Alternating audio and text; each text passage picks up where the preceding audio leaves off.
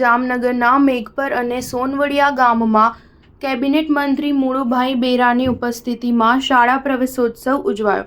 રાજ્ય સહિત જામનગર જિલ્લામાં પણ શાળા પ્રવેશોત્સવ અને કન્યા કેળવણી મહોત્સવની ઉજવણી કરાઈ રહી છે. ત્યારે જામજોધપુર તાલુકાના મેઘપર અને સોનવડિયા ગામે જામનગર જિલ્લાના પ્રભારી મંત્રી અને રાજ્યના પ્રવાસન, સાંસ્કૃતિક પ્રવૃત્તિઓ, વન અને પર્યાવરણ, ક્લાઇમેટ ચેન્જ વિભાગના મંત્રી મુળુભાઈ બેરાની ઉપસ્થિતિમાં શાળા પ્રવેશોત્સવ અને કન્યા કેળવણી મહોત્સવની ઉજવણી કરાઈ હતી. કાર્યક્રમના ભાગરૂપે શાળાના વિદ્યાર્થીઓ દ્વારા સ્વાગત ગીત તેમજ કૃતિઓ અને ગીતના માધ્યમથી શિક્ષણ, કન્યા કેળવણી, પ્રાકૃતિક કૃષિ અને વૃક્ષોનું મહત્વ સમજાવવામાં આવ્યું હતું. આ કાર્યક્રમમાં કેબિનેટ મંત્રીએ જણાવ્યું હતું કે શાળા પ્રવેશોત્સવ થકી શૈક્ષણિક રીતે ગુજરાતને સફળતા મળી છે.